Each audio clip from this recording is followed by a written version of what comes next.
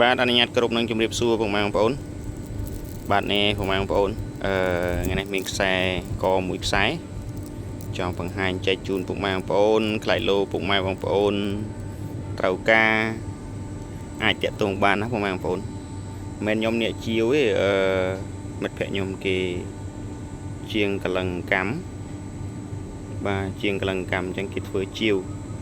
អញ្ចឹងបងប្អូននេះមកខ្សែនេះធូរថ្លៃទេបងប្អូនធូរថ្លៃមកខ្សែនេះគឺតម្លៃ$200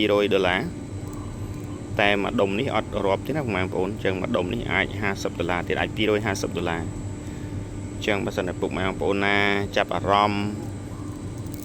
ចង់ធ្វើខ្សែកពាក់108គ្រាប់បងប្អូននេះសាងឡើងអំពី fossil ដើមទ្រាំងបាទអញ្ចឹង fossil ទ្រាំងងាយស្រួលនឹងចំណាំទេបងប្អូនពេលតែអានេះខ្ញុំអត់ជំនាញដែរតែខាងជាងគាត់ថាអញ្ចឹងគាត់ថាតាមគាត់ណាបងប្អូនបាទប្រកួតកលឹងកម្មរាប់ឆ្នាំហើយអញ្ចឹងគាត់ដឹងវត្ថុធាតុដើម fossil ហ្នឹងចេញពីឈើអីតែគាត់អាចចំណាំបានគាត់ចែកម្លែកមកបងប្អូនបាទអញ្ចឹងនេះគឺជា fossil ឈើទ្រាំង108គ្រាប់មួយខ្សែទូចនេះទំហំ8លី$200បើបូកមួយទៀតនេះអាច$250ក្នុងមួយខ្សែបាទស្អាតណាស់បងប្អូនបាទនេះបងប្អូននេះធំល្អណាស់បតោងណាស្អាតមែនតើ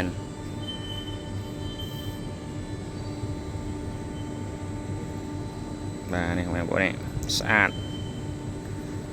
បាទចាគុណច្រើនបងប្អូ